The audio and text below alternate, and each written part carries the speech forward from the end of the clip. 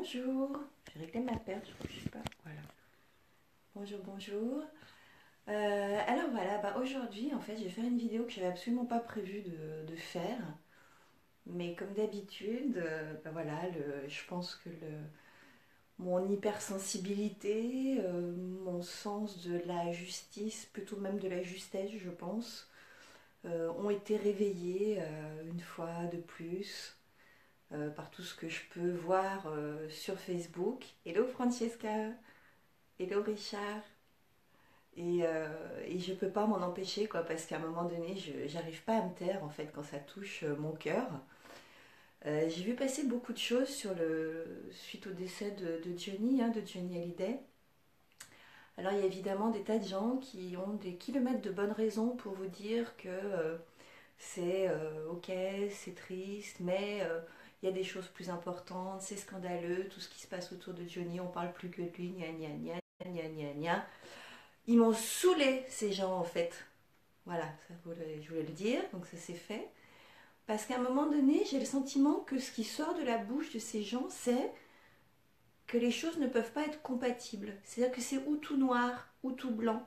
Ça n'existe pas la nuance, ça n'existe pas la possibilité de compatibilité entre les choses. Hello Annie, hello Chang. Et moi je crois que si, ça existe. C'est-à-dire que oui, on peut pleurer sur Johnny. Oui, c'était un chanteur populaire, ce qui fait que ça explique qu'on soit dans un pays qui soit en train de discuter sur pourquoi pas un deuil national. On est pour, on est contre, c'est pas tellement ça le problème. Le truc c'est de se dire non, ça n'empêche pas d'ouvrir les yeux sur le fait qu'il y a des gens qui vivent encore dans la rue et qui vont dormir cette nuit dans la rue.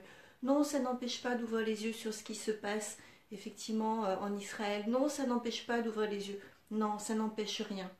On a le droit de pleurer sur Johnny, on a le droit de considérer que c'était une légende et que c'est une légende dans son domaine et donc de vouloir le remercier d'une certaine façon, pourquoi pas, de considérer que c'était un être exceptionnel dans son domaine, et ça n'est pas incompatible avec le fait de garder les yeux ouverts sur ce qui se passe dans le monde.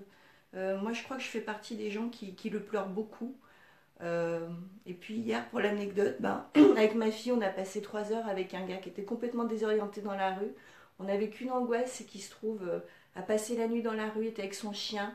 Donc personne ne voulait venir le récupérer parce que les flics, ils n'ont pas le droit de récupérer un mec dans la rue avec un chien. Ils n'ont pas le droit de faire monter le chien dans le véhicule.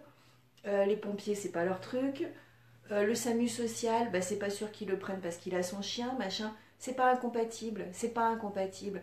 Donc j'en ai marre des gens qui nous disent qu'est-ce qu'on a le droit de penser, qu'est-ce qu'on a le droit de trouver bien, qu'est-ce qu'on a le droit de valider, qu'est-ce qu'on a le droit d'aimer, pour qui on a le droit de pleurer, et que si on pleure pour un truc, c'est qu'on est d'horribles personnes parce que ça veut dire qu'on pleure pas pour autre chose. Mais d'où t'as vu ça, mec? Mais qu'est-ce qu'il y a dans ton cerveau pour que tu crois que on ne soit pas capable de pleurer pour la misère humaine et aussi de pleurer pour quelqu'un qu'on aimait bien, qui nous faisait du bien? Faut être cohérent à un moment donné. Tout est possible, hein. D'accord? Ok? C'est possible de pleurer.